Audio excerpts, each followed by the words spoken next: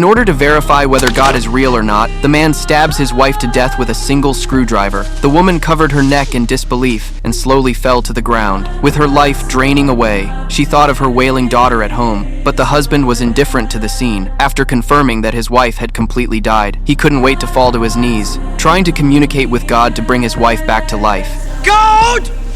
It is time! Resurrect! Return! Return, Spirit! Resurrect!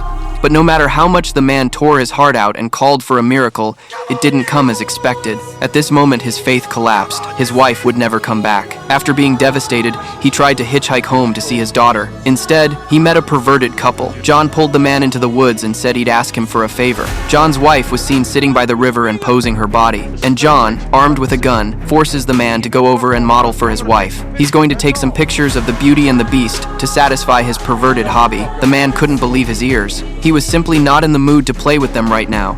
Well, I've been run through the ringer.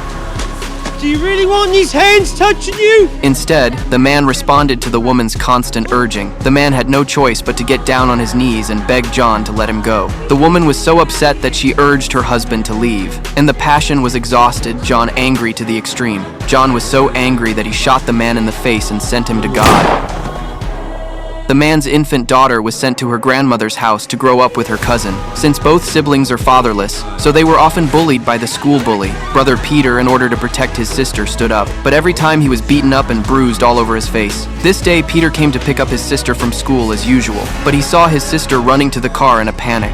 It turned out that the 3 school bullies were bullying his sister again. Peter was rushed to drive away. As usual, he sent his sister to his mother's grave. Then, he went alone to teach a few school bullies a lesson. He tailed the 3 school bullies all the way, waiting for them to separate. He began to visit them one by one. The first one he yanked off the school bus when he was not ready. He swung his stick at him and beat him up. The second one knocked him out with the hood while he was working on his car. Seeing Peter so angry, the third one would have begged for mercy, but Peter didn't give him a chance. Riding on top of him, he pummeled his cheeks wildly with his fists. You touch my sister again.